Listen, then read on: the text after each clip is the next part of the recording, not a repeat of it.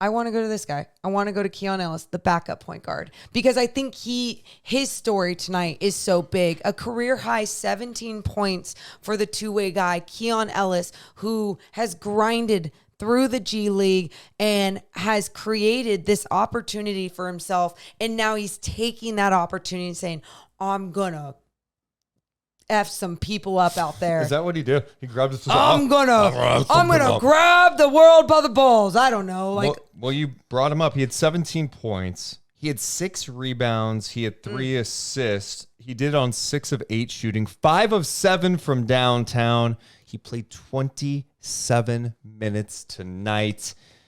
What impressed you about Keon Ellis? I already knew what he could provide on the defensive end, and he was going to have it tough against SGA tonight whenever he was going in against him. I thought he did a good job of disrupting there, trying to slow down, attempting to slow down. SGA is just so good. But I really thought his offense, and you look at what he did from beyond the arc, 5 of 7 from three-point land. Sure, some guys are just feeling it, but it was the way he was shooting it. It was the way that I felt like he was empowered by Mike Brown and this team to shoot the damn ball. Don't think twice. You're not out there to just be a placeholder or because it's cute story. You're out there to be an NBA player. And I felt that from him tonight for the first time ever. He looked really comfortable out there, and the most comfortable, obviously, he's been offensively. And I'm glad he decided to shoot it tonight. Yes. He showed last year in the G League he could shoot it from 3. Yep. Of course, doing it at the NBA level is different, but sure. he was going to get some open looks, and he got open looks, and he knocked him down. And you think about what he can provide. Like, the Kings have been kind of searching for a guy who can defend, right? Mm-hmm. Who's scrappy. His hands are unbelievable. He gets so many deflections every game. Anytime he's out there, it's like you can count on him getting 4 or 5 deflections. He's just a monster out there.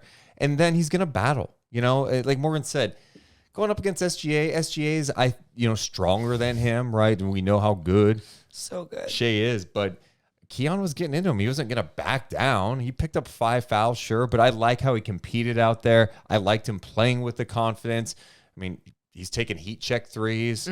That was awesome. He also had that one that hit the side of the backboard. Yeah. That was the ultimate heat check. I feel like he was feeling it in that moment. Like, oh my God, I'm so on fire. What do I do? I've done that before playing video games. Oh, okay. When you're overthinking it, and it's like, oh my God, I haven't missed you. Oh, why did I do that? Okay. Wait, take it, reel it in. No, and I'm glad that those moments weren't like, oh no, they screwed up the whole game. It's because I don't think he would have made that decision in moments like that. Like, I think he truly felt that confidence within and was told, if your shot's open, take it. Yeah. And there was a time, I mean, people have asked us about Keon Ellis a lot because we've called a lot of his Stockton Kings games. I liked him last year a lot. And his leap that he took last year, I was like, damn, like he could be an NBA player. And then the opportunities, the moments I saw with usually garbage time or whatever it was with his NBA minutes, I was just like, maybe I'm wrong. Maybe he's an elite G League player and that's what it's going to be. And sometimes all it takes is really being able to have that opportunity, which the whole Davion Mitchell thing, not being in the rotation, has helped him with this opportunity and when he got that first start. But then also having a coach and teammates that believe in you, that empower you to have the confidence out there just like anyone else. Those things, being in the right situation at the right time, that is what Keon Ellis is in. I'm just so proud of him. I'm so happy for him. He provides, you look at that spot for Sacramento, right?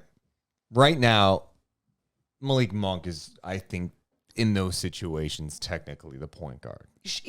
Right? Yes. Like, he's the backup point guard. Sure. But Keon, having a guy that can handle it and who's going to bring it defensively, he's 6'3", 6'4", but his wingspan's like 6'8.5", right? He's got some good length. Mm-hmm. He's pretty fast. For him, it's about being quick with decisions, playing with pace offensively.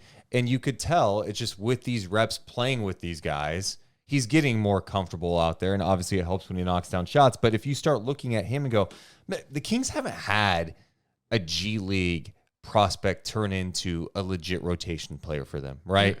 It just hasn't happened. They've had guys in their system. We always bring up someone like Gabe Vincent, who played with Stockton, never got that chance in Sacramento, ends up getting a two-way with Miami, turns into a guaranteed contract. Now he's obviously earned a long-term deal with the LA Lakers.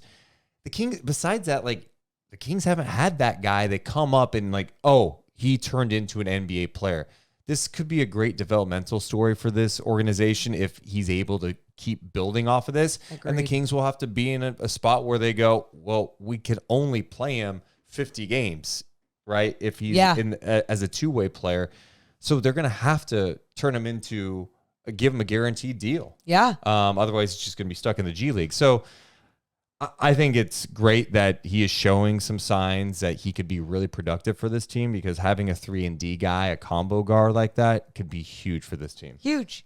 And I mean, you talked about his length alone, and we keep talking about where the NBA is going with a lot of these long guys and positionless basketball. You know, you talk about Malik Monk being the one that was running point at times, but there, you know, it's just like we said, Keon was capable of initiating the offense when they wanted him to, whether it was him pushing the ball up, or they just wanted him with the ball in his hands first. So yeah, just a very positive direction for the Kings in their internal development. EJ in the chat brought this up, and it's in my notes too.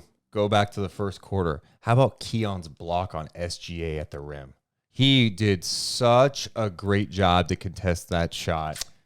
And again, that was an example of his length and athleticism coming into play. Like, he's a smart defensive player, but he also, it's one thing to be smart, but if you have some of the physical tools that allow you to contest a shot like that and block it, that was big time stuff for him. That, and then that deflection he got at the end when they were throwing that blitz on SGA, and he got it up, and then SGA ended up fouling him.